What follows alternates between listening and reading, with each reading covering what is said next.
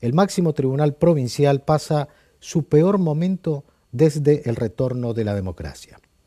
Así la Corte mendocina perdería no solo la independencia en sus decisiones, sino también la idoneidad en los magistrados que las tomen. Ya bastante amañada fue la maniobra que llevó a Teresa Dey a integrarla, cuando juristas cuestionaban el cumplimiento de los requisitos para la ocupación de semejante cargo.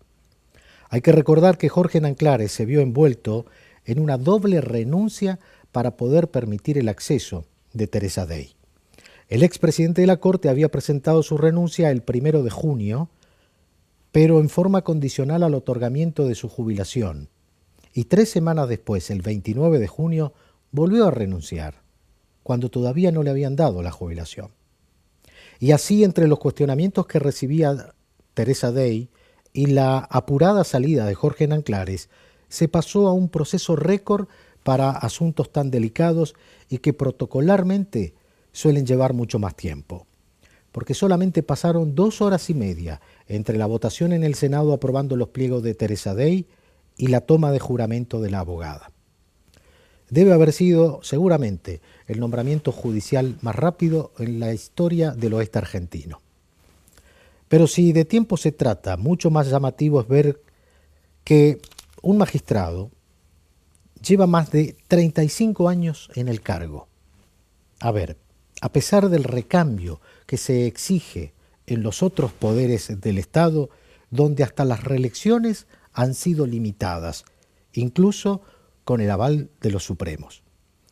Nos referimos a Pedro Llorente y a su atadura a la silla de poder, asunto que merece otro espacio al margen de esta columna. Ahora, el tema es la reforma que quiere anular el único rinconcito de poder que no tienen los radicales, la sala administrativa. Ciertamente, el tema merece una discusión más profunda, y a todas luces en la legislatura se ha sabido dar ese debate con más fuerza que la que posee ese minúsculo grupo de supremos de origen no radical en la sede tribunalicia.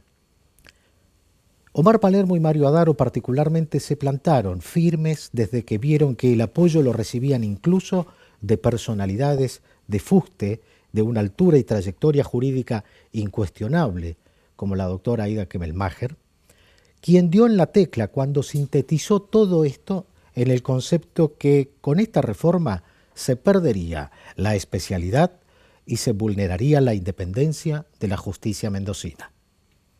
Es que es muy simple. Esta sala es la única donde no tiene mayoría automática los reformadores, pero es una sala decisiva y de trascendencia institucional básica, porque trata nada menos que las demandas contra el Estado. Por ello, Palermo se animó a decir que lo que está intentando es, esta reforma, un plan de sometimiento del Poder Judicial. Y no cabe dudas de que apurar reformas de este tipo sin el consenso de los propios integrantes de la Corte, llevándolo a fueros políticos, donde se vota por obediencia más que por conocimiento jurídico, es cuanto menos un error de gravedad institucional sin precedentes en Mendoza. Esta Corte merece otra altura en las discusiones. Llevan años divididos en una grieta tan o más grande que la que políticamente divide al país. La Corte no puede seguir recibiendo nombramientos de ministros del Poder Ejecutivo. ¿Qué independencia podemos esperar de ellos cuando resuelvan asuntos de nosotros los ciudadanos?